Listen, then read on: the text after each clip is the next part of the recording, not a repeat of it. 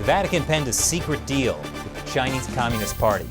Now, the officially atheist party can appoint Catholic bishops in China. What does this mean for Christians in China?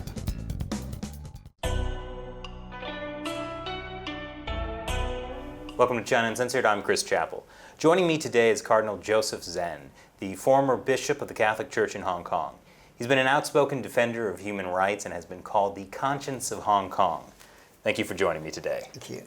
So, for those watching, could you give us an idea of what it's like to be a Christian in China?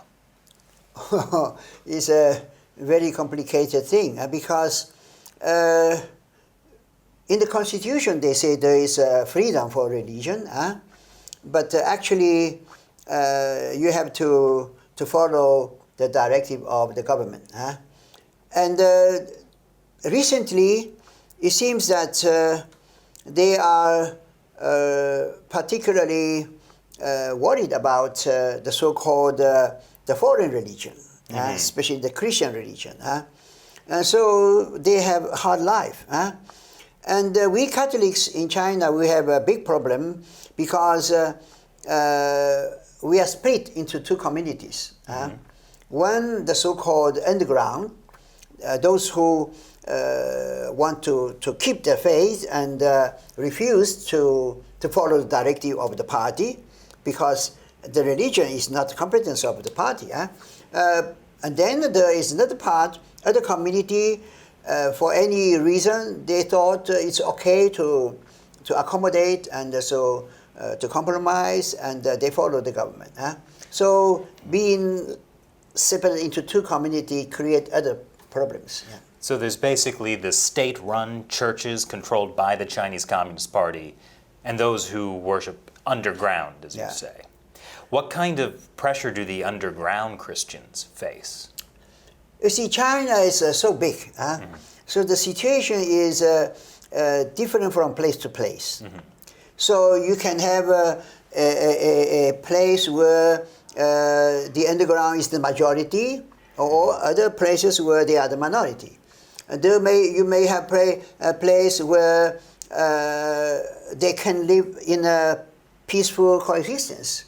Then you have other places where they fight each other. And so it's a very different situation. Now, I make some important example, for example, in Shanghai. In Shanghai, is my native city. In Shanghai, you have both communities rather strong. But then they live almost peacefully together. But then in other places, you have a high tension between the two parts. But you see, before this agreement between Vatican and Chinese government, in several places, like in Hebei, in Shanxi, in Fujian, in Wenzhou, they have churches, buildings for the underground. They are tolerated for a long time. And the government never gave too much trouble to them. I mean, they are considered as out of law, but still they are tolerated. So there are buildings, even big buildings. Why? Because you suppose in a town you have a great majority belonging to the underground church, and they are good people. They work hard, they behave. In the town there is no robbery, no fighting, and so the local officials are satisfied of the people, so they tolerate. They are not making trouble. That cannot happen in the big cities because you have foreigners, so they cannot allow for churches, buildings. Otherwise, they lose face.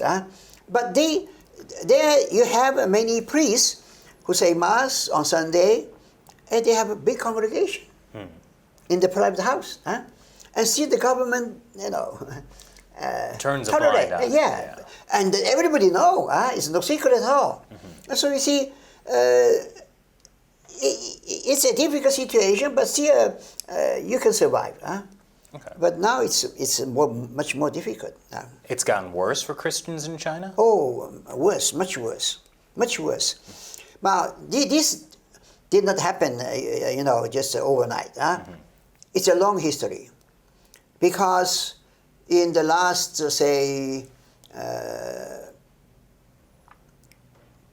15, 20 years, in the Vatican, those who manage the business of church in China, they follow the wrong strategy. Well, I was going to ask about that. I know the Vatican has made a deal with China that allows the Chinese Communist Party some control over appointing bishops in the Catholic churches in China. Why do you think the Vatican was pushing that? Now, I said it's a long history. Those bishops in the official church are chosen by the government, mostly. Mm-hmm. Sometimes the Vatican sees that they are acceptable people, okay, but sometimes I think they know very well that those people are not fit to be bishops. I think there's been cases where some of the Communist Party appointed bishops have families, children, affairs. Exactly, yeah. But then sometimes the Vatican refused to approve. So, but now, recently, they approved all those 7 excommunicated bishops. Yeah. That's incredible. How can they approve Just for clarity, bishops that the church previously excommunicated because they were appointed by the Communist Party. Yeah. They are ordained, chosen by the government, ordained without permission from Rome, so they were excommunicated. Mm-hmm. 7 of them. Yes. One died before. So there were 8, but at that moment 7. Mm-hmm. And then they say, they repented of their actions, so now the Pope has lifted them the excommunication, and the second step is to recognize them as bishops. Now, it's okay to lift the excommunication, that's okay, because you just have to show a little repentance, is enough. But how can you appoint these people to be bishops? Incredible. So what is your main concern with the Vatican's deal with the Chinese Communist Party? Now, first of all, they say the deal is only about the selection of bishops, the appointment of bishops. But it's a secret deal. Because why should it be secret? Why? Now, being secret, we don't know anything, and the people don't know how to behave. Mm-hmm. Because now the government come to tell the people anything they like. And they say this is already approved by the Pope. And our people don't know whether it is true. And we know it is not true. For example, they now come to tell the priest, you have to come up now, sign, join the particular association, because the Pope already has agreed. Now, it's not true. So the people doubt, but there is no word from the Vatican. So why they don't make public the agreement? They say, it's a provisional. Okay. Even a provisional agreement can be public. When you have to change or to abrogate, you can do that. But now it is in force. This one, people should know what is the agreement. Yeah. So it's created a lot of confusion in the churches in China. Yeah. So do you think the situation is getting worse? Getting worse also because, you see, the way the Vatican dealing with the official church is always so lenient. Even before the agreement, before approving those 7 bishops, they always try to please the government. Mm-hmm. And in this church, many of the bishops, even those approved by the Vatican, they are not good bishops. Mm. They are what Pope Benedict used to call opportunists. They do the work for the government, not for the church. And sometimes the Vatican approve them just because the pressure from the government, not because those people are found fit to be bishops. And so, with the recent agreement and with the approval of the 7 excommunicated, now they are singing triumph. They say, you see, we have made a good choice. We are on the side of government. The government is fighting for us. Now we have the victory. And you stupid people, you are still fighting in the underground. So come on, join us. And many are tempted to join. That's a schismatic church. So it's given the officially atheist Communist Party a lot more control over Christians and Catholics. They in are China. running the church. The government is running the church. Now, they are very clever. They say, no, we have the Bishops' Conference, we have the Patriarchal Association, and they work together. But they are fake. There's no real Bishops' Conference. I mean, there's a name, but they don't have any power. So it's just sort of a show. Sure, and there is no distinction between the Patriarchal Association and the Bishop Conference.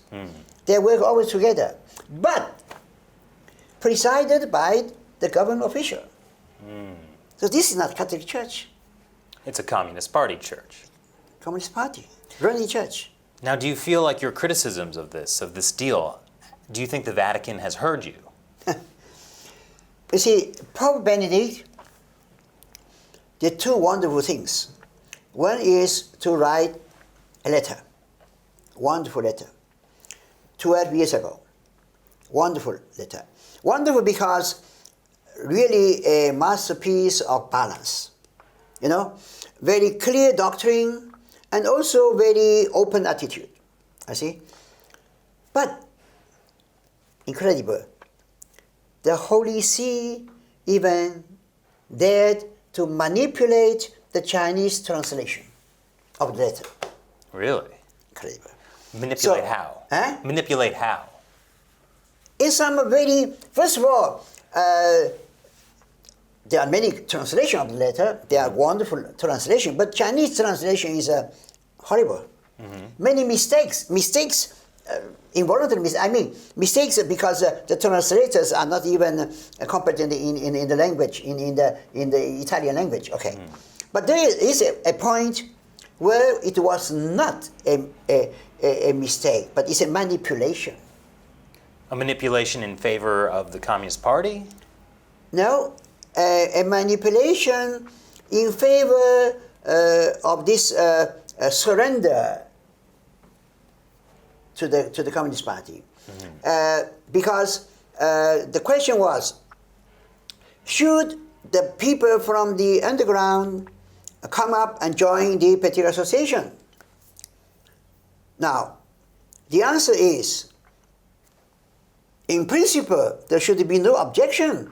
We are entitled to officiate publicly, but in fact, in no few instances, indeed, almost always, the government would put conditions unacceptable to our Catholic conscience. So they omitted, indeed, almost always, in a very important point. So the Chinese translators left that part out to make it seem like Christians and Catholics inside China should just join the Communist Party-run churches. Yeah. Wow. That's a big manipulation. Terrible. It changed the whole thing. Changed the whole thing. And they even refused to correct. I got a few bishops and competent people like the most famous biblical scholar. He knows all the languages. And then also a rector of the Catholic University to testify that there are mistakes there. They refused to correct. Incredible. Fortunately, there is an official who control all this. So when I told them that there are mistakes, he said, okay, if we have witnesses to prove that there are mistakes, we correct it. So After 1 year, they corrected. Wow. So it's terrible. And then the second thing the Pope did is a wonderful commission. A commission of more than 30 people. Half of them from the Holy See, half from this part, from Hong Kong, Macau, Taiwan, and China. And so the commission worked for 5 years. But you see, the Vatican people, they always have the upper hand. So they manipulate also there, the working of the commission. But little by little, the commission could do something. And there was a plenty of opportunity to talk, to discuss. You just imagine the plenary session every year lasts 3 days, from morning to evening.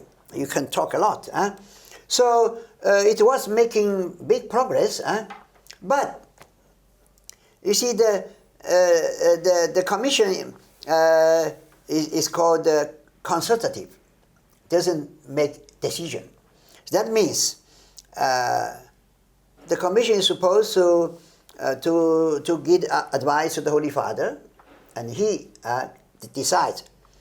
But the discussion of 3 days, so thick. How can you suppose Pope to read all that? And they very rarely make any deliberation. And so the real power still remains with officials of the Vatican. And they don't tell the Holy Father the whole reality of the meetings. Terrible. Even the only time we made a vote, clear motion, still they just neglected it. They went on their own way. So that's terrible. And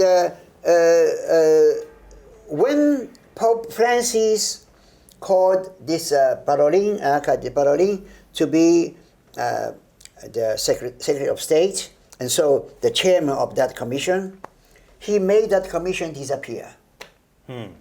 No more meetings. Disappeared. Not even let us say, oh, now the commission has fulfilled its historical role. No, just disappeared. Incredible. So what effect did that have? What effect did that have? No more dialogue. Our voice can no more reach the Holy See. No more. Disappeared. And we had also a archbishop, number 2 in the congregation. They sent him away. So the commission disappeared. We were so many experts. So they think they don't need our expertise. They are discussing with China. The Chinese are masters in playing with words. Manipulation. But they are happy to allow themselves to be cheated. That's the point. I see. Incredible. All right, thank you so much for joining me today. It's been a pleasure.